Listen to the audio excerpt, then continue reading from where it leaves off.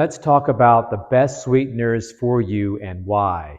This is Dr. Aaron Chadwick, part of Your Nutrition Physicians. You're probably confused about all the different types of sweeteners out there, and are they good for you? Are they not good for you? Do they make you gain weight? What's going on? So let's talk about them. Let's get to the real core of the issue. Okay, so the best sweeteners. Here, let's talk about the worst ones first of all. These are not good. Any artificial sweetener that you can buy is really not good for you. I'm sorry to tell you that, but that is the reality. That's the truth of how they affect your health and your overall well-being. Things like Splenda, which is also called sucralose, NutraSweet, which is aspartame, Sweet and Low, which is also called saccharin, acesulfame K or ACE K, sugar alcohols like mannitol, erythritol, xylitol. Any of those tols are not good for you. We're going to explain exactly, go through them all. Refined sugars. If you see on the label just sugar, it's really a refined sugar. It's really white sugar, and it's not good for your body. Granulated forms of sugars or confectioner sugars. Confectioners just means that's what a person who's a baker, they use the confectioner's sugar. And then, of course, corn syrup and high fructose corn syrup.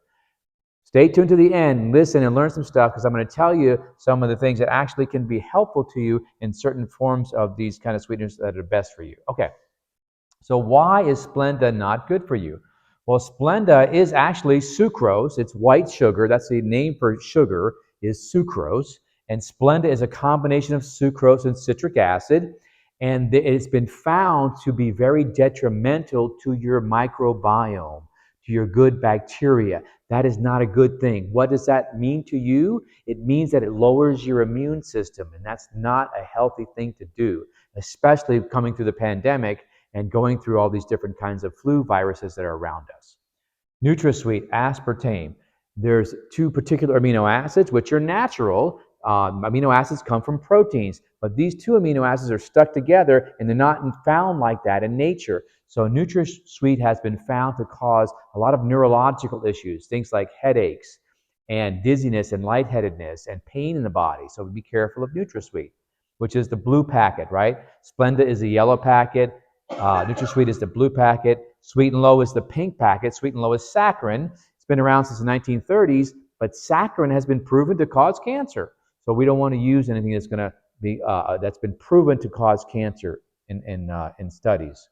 Okay, acesulfame K, that's another, again, an artificial sweetener with potassium in it. It sounds good because it has potassium. Potassium's letter in the elemental chart is a K, so it's potassium, but it sounds good because potassium is healthy, right? It's found in bananas and found in sweet potatoes. It's really a good mineral, which is very much is, but not when it's connected to acesulfame K. There's a lot, again, this is linked to, just like the Splenda is, to messing with or disrupting your good bacteria in your intestines.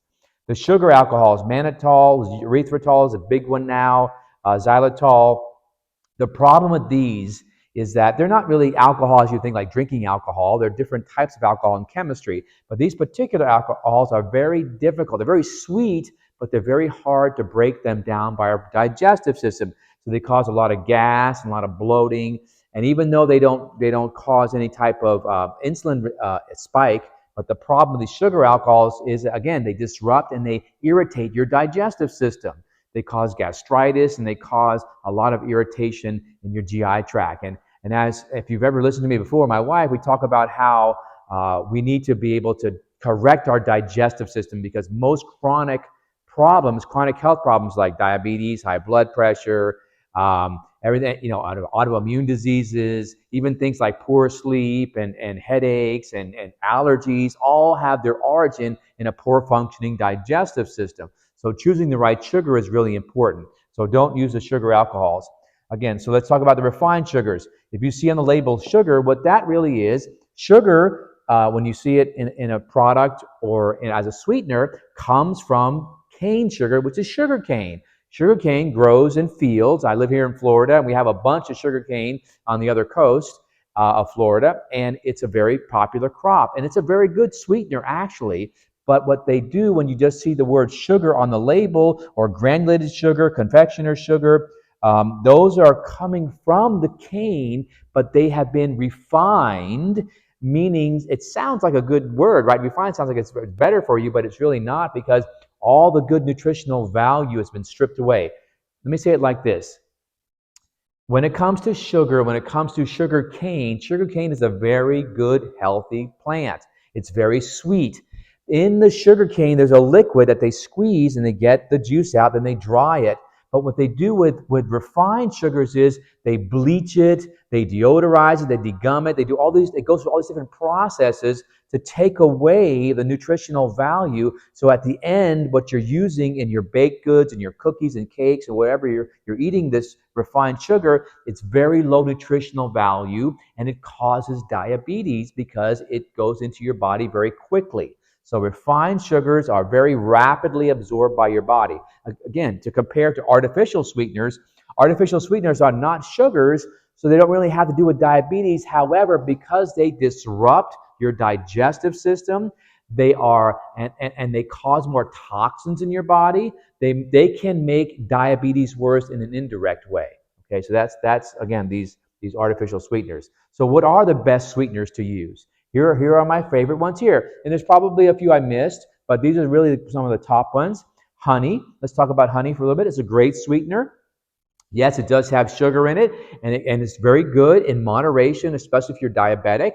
But the problem, there is a little problem with honey.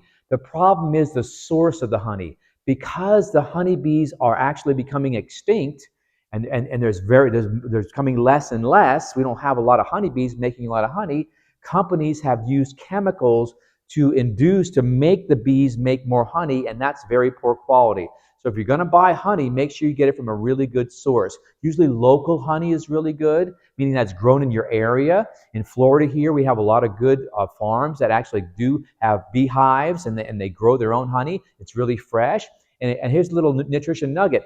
That honey grown locally has pollen in it also, and it can be very helpful for allergies. So honey is a really good sweetener, and it's really good for allergies when you get it locally. And again, you want to get it raw and you want to get it unrefined because that's the best way of having it.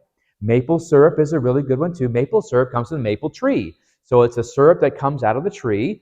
Again, generally speaking, it's a really good sweetener. There's typically two different types. You can buy maple syrup A and maple syrup B. Grade A and grade B. Grade A is more refined, so it's a little bit it's less pungent. It's a little bit less strong tasting than maple syrup B. Maple syrup B is darker and has a stronger flavor, but it has a lot more nutritional value. So you can use either one, but if you want a little bit more minerals, a little bit more nutrients, maple syrup B is a really good one to use for that purpose. But make sure that it comes from organic trees because they also use different chemicals to extract the maple syrup. So you want to get it organic so they don't use the chemicals. Molasses comes from the sugar cane, right? So what they do is when they put the sugar cane and they mill it, they squeeze it and they take the juice out, they separate the molasses out and they sell you the white sugar separately and they sell you the molasses separately. So if you buy raw sugar or dehydrated cane juice, you're going to get the molasses in there and what you're missing from the refined sugars. And molasses is a really good source of iron. So it's called blackstrap molasses. It's a real good source of iron and other trace minerals. Again, you can use it. It's a good sweetener. Or you can, when you get the dehydrated cane juice, you're going to get the molasses in there. But some people do like to cook with molasses. And if you're anemic, if you have low iron in your body, molasses is a good source of iron. Another real good one that goes way back. Back in the day, my wife studied with Dr. Bernard Jensen. He was a well-known nutritional doctor, and he used to recommend greatly rice bran syrup. It's basically where they take the bran of the rice and they squeeze it and they get the syrup out of there. It's sweet and it has a lot of good B vitamins in it also. So if you have nervous system problems, if you're anxious or you're a little bit more on the depressed side, you need the B vitamins to help your nervous system to work correctly. It's really, really good. And B vitamins also give you energy. So rice bran syrup is a really good one. Agave nectar is also pretty good. It comes from, the agave plant, and it does have good sweetness to it. It's not as sweet as sugar, as the dehydrated cane juice, but it's still a pretty good alternative to sugar, or if you want a different taste, agave is nice. And there's a new one also in the last few years. Monk fruit is really good as far as that goes, and it's a really good sweetener that you can use in place of regular sugar. And the monk fruit and the agave, the rice bran, molasses, all these guys here have a little bit different flavor to them. So you got to just try them out and see which ones you like better. But these are definitely the better ones to choose with, especially if you're cooking and baking for your family. Turbinado sugar, again, it's similar to the maple syrup, where it's part of it comes from the sugar cane. Turbinado comes from sugar cane, and it's still processed, but it's not overly processed. So there's still some nutritional value. So it's kind of in the middle of dehydrated cane juice and maple syrup. Turbinado sugar is. So it's a nice alternative. It doesn't have as much nutritional value as does the maple syrup or the molasses or the dehydrated cane juice, but it's still a nice, good sugar to have as far as that goes. And one thing about raw sugar is okay too. Sugar in the raw, it's misleading. That's why I don't really like it, because it's really not raw. They still have to process it, but it does have more nutritional value. And again, whenever you're going to choose a sweetener, always choose something that's going to be organic, because organic does mean they don't use any toxic chemicals, and they use a lot less chemicals, and they also help to, when they're growing these particular plants in the earth, in the dirt is healthier in organic plants. So it's really good for that purpose. I did want to mention a really big one too, stevia. Stevia is actually, I consider it to be over here. I don't like stevia because stevia actually, let me tell you a little about stevia. Stevia comes from a plant called the honey leaf. The honey leaf comes from Paraguay and Uruguay, and it grows from the ground just like sugarcane grows. Stevia is also a plant called the honey leaf, and it actually has a really good sweetener in it.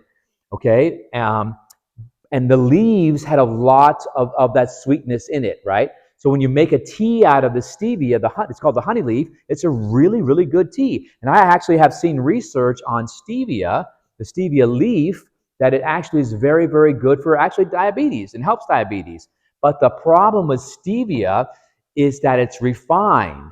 So when you refine it and you concentrate it, now you're basically doing the same thing that you're doing with refined sugars. You're basically taking out all the nutritional value. The good things about the stevia is that it's a lot of these different nutrients that are very, very helpful for diabetes. And now you're just stripping it out, and you're keeping the sweetener called the stevia sides, which are 200 times sweeter than sugar. Yes, it's very sweet, but it's been refined, so it's so sweet that it disrupts, again, the good bacteria. So be very careful. Now, if you find stevia leaves in their raw form, or if you get like a dark liquid extract, that's really good. But avoid the clear liquid stevias or stevias in powder form, because again, they're overly processed. Okay? Please leave some comments below or some questions for you. This is Dr. Aaron Chadwick, part of Your Nutrition Physicians. This is an episode of our ongoing ways of trying to help you in our YouTube channel. So please like us and please subscribe to us. Please follow us on Facebook and on Instagram. And we have a digestion correction workshop at digestioncorrection.com that we dive into all these kind of things about different foods and different health concerns you may have, everything from headaches, digestive problems, allergies, low energy, poor sleep, hormone problems, cramp, and achy pain in your joints. We talk about all that on our digestion correction workshop. You can go there and sign up for that. We do them every other month, okay? God bless you guys. Stay healthy. We'll see you next time.